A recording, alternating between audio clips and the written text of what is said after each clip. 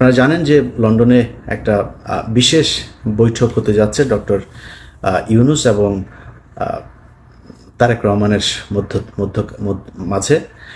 এই বৈঠকটা নিয়ে নানান ধরনের ষড়যন্ত্র শুরু হয়েছে এরই মধ্যে। এখানে সরকারের ভেতরে একটা পক্ষ আছে, যেই পক্ষটা দুই দিকে খেলার চেষ্টা করে। এর মধ্যে সবচাইতে বড় কালসাপ হচ্ছে আসিফ নজরুল এবং মনির হায়দার। মনির হায়দার হচ্ছে পৃথিবীর সবচাইতে বড় ধরনের একটা ভদ্র বাটপার যাদেরকে বলে। এই বাটপারির যদি পিএইচডি বা পোস্ট ডক্টরেট যদি করা লাগে তার কাছ থেকে করতে হবে। এত সুন্দর, এত ভদ্র নম্রভাবে আপনারা বুঝতেই পারবেন না আপনারা কি বললো। ধরেন আমার সম্পর্কে সে একজনের কাছে বাজে কথা বলবে না, ইলিয়াস ছেলেটা কিন্তু ভালো, হ্যাঁ ছেলেটা ভালো, কিন্তু সমস্যা হচ্ছে ও মাঝে মধ্যে বিভিন্ন মেয়ে মানুষ নিয়ে তারপরে মদ খায়, মেয়েদের সাথে যখন মিলে তখন একটু মদ খায়, হ্যাঁ কিন্তু ছেলে কিন্তু ভালো। কখনো ধরেন আমার কাছে যদি আমি যাকে পছন্দ করি না, আমার কাছে জিজ্ঞেস করবেন, আমি ভাই ডাইরেক্ট বলে দিই, যা বলা তাকে বলে তারে দিয়ে হবে না। বিশাল গভীর জলের এক মাছ। এরা সব শেষ যখন কিনা সিটি কর্পোরেশনের এই যে গ্যাঞ্জাম হইল।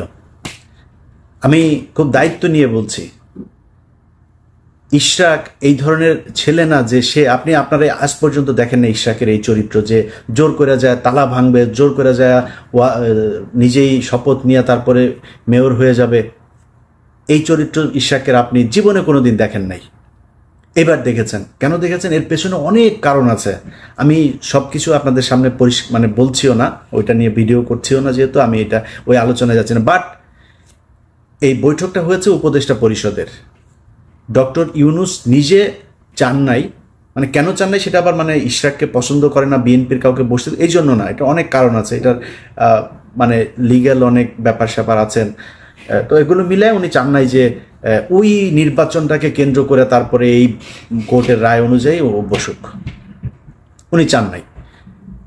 তো সিদ্ধান্তটা সব উপদেষ্টারা মিলে নিয়েছেন।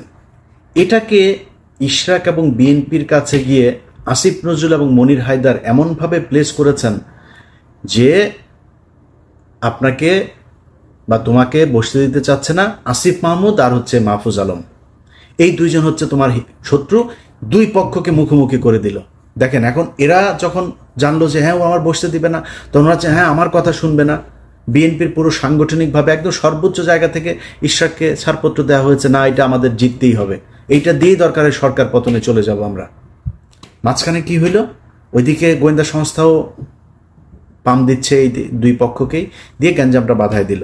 এমন একটা পরিস্থিতি তৈরি হলো যে ডক্টর মোহাম্মদ ইউনূস শেষে বলল আমি ইতেই থাকবো না। তো ইউনূসকে আপনি যত কিছুই বলেন, এখন আমি কালকে একটা পোস্ট করেছিলাম যে ডক্টর মোহাম্মদ ইউনূস লন্ডনে যাওয়ার পরে এই যে আপনার টোকাই পার্টি, যেটা পলাতক পার্টি এখন সেখানে নানান ধরনের ইটি করছে। সারা জীবন বিএনপির কাছে কিন্তু লন্ডনে সারা জীবন মার খেয়েছে ওইখানে, এবার তারা বিশাল আকারে। তো আমি এটা পোস্ট করেছিলাম যে বিএনপির উচিত ডক্টর মোহাম্মদ ইউনূসের ইয়েতে থাকা। তো বিএনপির অনেক মানুষজন আবার এটাকে করেছেন যে বিএনপি এখন কেন থাকবে, বা বিএনপি এই জন্যই থাকবে কারণ এই ডক্টর মোহাম্মদ ইউনূস যদি নাকি এই গত 10 মাস না থাকতো তাহলে পরিস্থিতি অন্যরকম হইতে পারতো। সেটা কাইন্ড অফ আমছালা সব যাওয়ার মতো অবস্থা হইতো। আবার স্টুডেন্টদের সাথে আপনি দুর্নীতি করছে, এই যে আপনার কি এই যে হান্নান মাসুদকে নিয়ে আলোচনা হচ্ছে, দুর্নীতি করছে তো অনেকেই দুর্নীতি করছে, করে না কে আমার এইটা বলেন, যে ওই দলের এই ব্যক্তি এই পর্যন্ত ক্ষমতায় ছিল, করে নাই, করে তো। এই ছেলের তো আপনার জুলাইতে তার যে অবদান, এটা ভুলে যেতে পারবেন না। তো এই জায়গায় রেসপেক্ট রাখতে হবে। এদের কারণে আপনি আজকে অনেক কিছু পেয়েছেন, অনেক কিছু সহজ হয়েছে, এটা মাথায় রাখতে হবে। তো আপনি এখন মনে করছেন যে না আমরা কেন থাকবো, বিএনপি কেন থাকবে, বিএনপি এই জন্যই থাকবেন, আওয়ামী লীগের প্রশ্নে আমাদের সবাইকে এক থাকতে হবে, এই জন্যে থাকবেন। তো এটা নিয়ে বেশ হচ্ছে। এই যে দুই পক্ষের ভেতরে দ্বন্দ্ব তৈরি করে দেওয়ার চেষ্টা, এটা এই ইশরাকের সময় থেকে শুরু করে এই এখনো হচ্ছে। এখন নতুন করে যেটা হচ্ছে সেটা হচ্ছে যে তারেক রহমানের এই যে বৈঠক, বিভিন্নভাবে বিভিন্ন জায়গায় বিভিন্ন জনকে ম্যানুয়ালি এগুলো পুশ করা হচ্ছে যে এটা তারেক রহমান চেয়েছে। দুই একটা এই সোশ্যাল মিডিয়াতেও চলে এসছে যে তারেক রহমান চেয়েছে, গণমাধ্যমেও দুই এক জায়গায় দেওয়া হয়েছে এইভাবে যে তারেক রহমান চায় এই বৈঠক হোক। তারেক রহমান এই বৈঠক হোক এটা চায় নাই। আমি একদম দায়িত্ব নিয়ে বলছি, তারেক রহমানকে অনেকভাবে রিকোয়েস্ট করে তাকে রাজি করানো হয়েছে।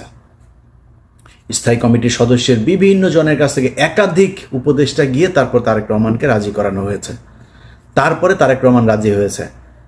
এখন তারেক রহমান রাজি হয়েছে, তারেক রহমান রাজি না হইলে খুব ভালো হইতো, তারেক রহমানকে আমি ভালো বলতাম। নো, তারেক রহমান যে রাজি হয়েছে এটাই ঠিক করেছে। এবং যারা প্রপোজাল দিয়েছে, উপদেষ্টারা হোক, ডক্টর ইউনূস হোক, যারা প্রপোজাল দিয়েছে ভাই ছোট হয়ে যায়নি তারা। আমি মনে করি যারা প্রপোজাল দিয়েছে তাদের পক্ষেই থাকা উচিত, সেই ভালো কাজ করেছে। কারণ বিএনপি এবং ডক্টর মোহাম্মদ ইউনূস এই দুইটার মাঝখানে ফাটল তৈরি হলে তৃতীয় পক্ষ এখানে ঢুকবেন, অথবা আমরা সেটা চাই না।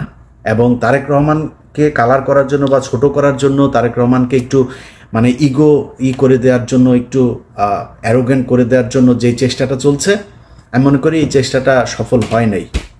যে কারণেই বৈঠকটা হচ্ছে এবং আমার মনে হয় ফলপ্রসূ একটা, এই গেল কয়েকদিনে আমাদের যে সংকট ছিল সেই সংকটগুলো আর থাকবে না।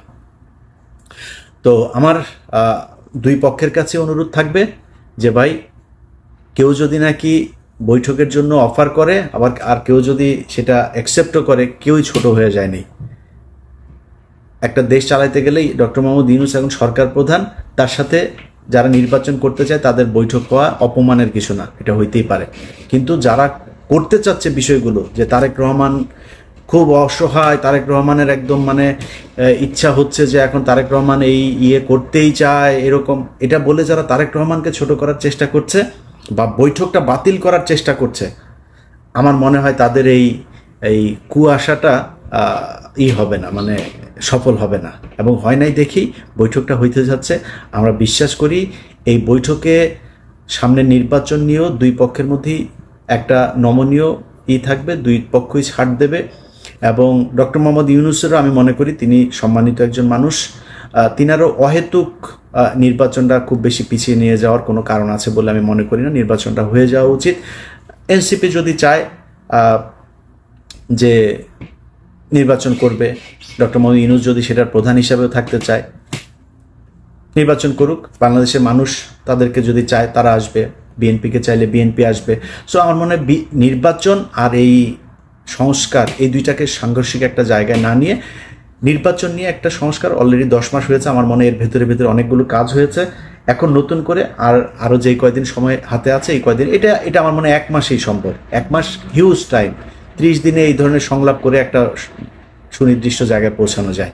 সো আমি মনে করি একদম যেটা দরকার, কিভাবে নির্বাচন হবে, পরবর্তী 5 বছর পরে কিভাবে সরকার পরিবর্তন হবে, এই জিনিসগুলো ঠিক করে নির্বাচনে চলে যাওয়া দরকার। সেটার জন্য আমি মনে করি না যে এপ্রিল বা জুন পর্যন্ত কোনো সময়ের দরকার আছে। বিএনপি যেহেতু চাচ্ছে, আমার মনে হয় ডিসেম্বরের মধ্যে নির্বাচন দেওয়া সম্ভব। অ্যাটলিস্ট ডিসেম্বরে যদি তফসিল ঘোষণা করা হয়, জানুয়ারি বা ফেব্রুয়ারির ভেতরে, বাই ফেব্রুয়ারি নির্বাচনটা হয়ে যাওয়া উচিত। অতএব বিএনপি এবং ডক্টর মোহাম্মদ ইউনূস দুই পক্ষের কাছে অনুরোধ থাকবে, আপনাদের একটা সিদ্ধান্তের উপর বাংলাদেশের অনেক উন্নতি হতে পারে, ক্ষতিও হতে পারে। সো আপনারা সেই সিদ্ধান্তগুলো খুব সাবধানতার সাথে নেবেন বলে আমরা বাংলাদেশের মানুষ বিশ্বাস করি।